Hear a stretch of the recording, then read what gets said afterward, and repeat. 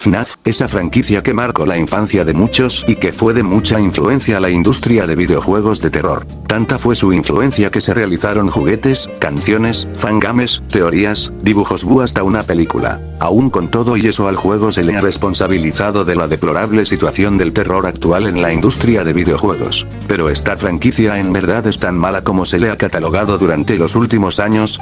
Bueno, intentaré responder a esta pregunta que nadie ha hecho. Pero antes, recuerda suscribirte para que pueda pagar la manutención de mis hijos y mi ex esposa. Bueno, continuando con el vídeo. Para hablar de la calidad de esta franquicia solo me enfocaré en los primeros 4 juegos, esto para hacer más sencillo este análisis.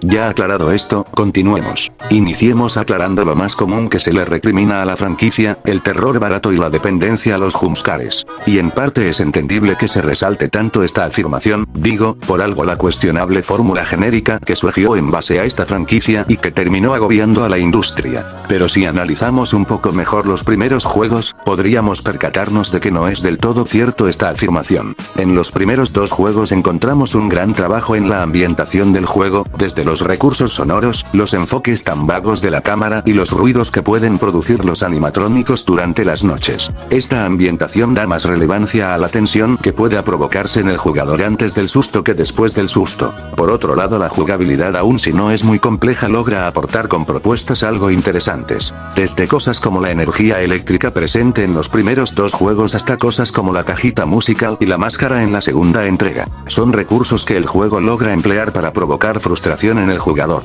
Y me dirás, ¿esto prueba algo?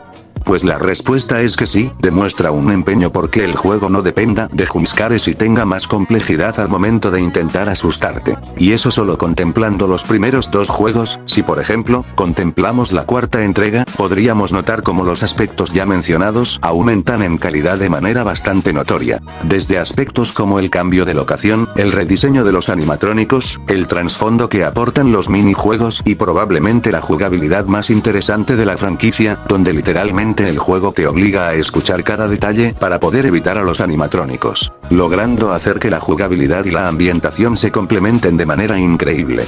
Básicamente los primeros juegos de la franquicia notaban un gran trabajo en la inmersión y la paranoia que podría producir la jugabilidad. Me atrevería a decir que las primeras entregas de la franquicia eran un poco más arriesgadas que muchos otros juegos con el mismo formato. ¿Y entonces por qué FNAF ya no da miedo?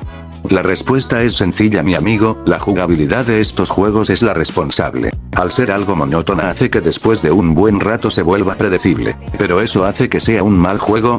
No, para nada. Simplemente debemos entender que la finalidad del juego no es esa. Desde que el juego empezó a tener una comunidad estable y su enfoque se vio principalmente dirigido al lore, pues podríamos decir que la innovación no fue el punto de la franquicia. Y es bastante obvio que si comparamos estos juegos con algunos otros títulos del género del terror, es probable que FNAF no le llegue ni a los talones a muchas otras entregas. Pero aún con todo y eso debemos aprender a juzgar a los juegos por el enfoque que tienen. Dudo mucho que en algún momento Scott Cawthon haya tenido como finalidad crear juegos extremadamente complejos o algo por el estilo. Es como intentar criticar a una hamburguesa por no tener los elementos de un platillo gourmet.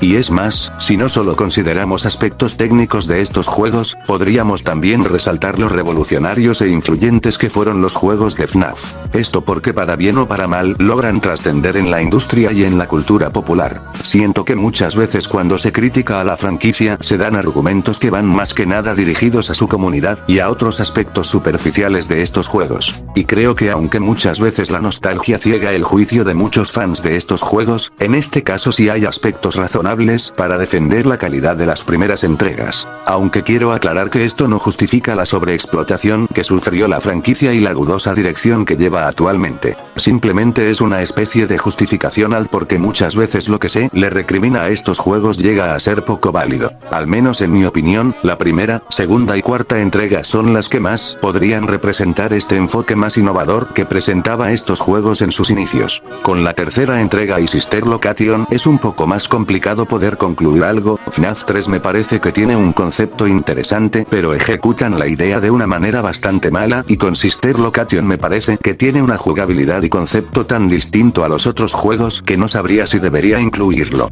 Y el resto de juegos o no los he jugado o me parecen muy aburridos para mencionarlos. Algo a mencionar es que he notado como cuando se intenta justificar el que la franquicia aún sigue dando miedo se recurre a contenido externo a los juegos como lo pueden ser los vídeos VHS que surgieron para darle un enfoque distinto al lore de estos juegos. Y si usted mi querido espectador critica el formato genérico de los juegos pero al mismo tiempo cree que estas cintas serían una solución a la problemática de la franquicia, déjeme decirle que meter escenas grotescas a lo tonto y asumir que eso ya hace tétrico a los juegos es una payasada. En una conclusión algo rápida, FNAF nunca ha intentado ser una franquicia con mecánicas o conceptos innovadores y juzgarlo como si lo fuera es una estupidez. Sin embargo, es innegable que las primeras entregas sí presentaban elementos interesantes y que cumplían con los requisitos para considerarlos juegos de terror decentes. Y hubiera sido interesante ver qué hubiera sucedido si la franquicia se enfocaba en aspectos más técnicos y que aportarán a la calidad de los juegos y no tanto en cosas como las teorías y el lore de la historia. Pero bueno, ¿ustedes qué piensan sobre esto?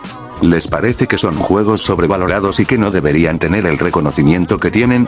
Déjenme su opinión en los comentarios. Hasta luego.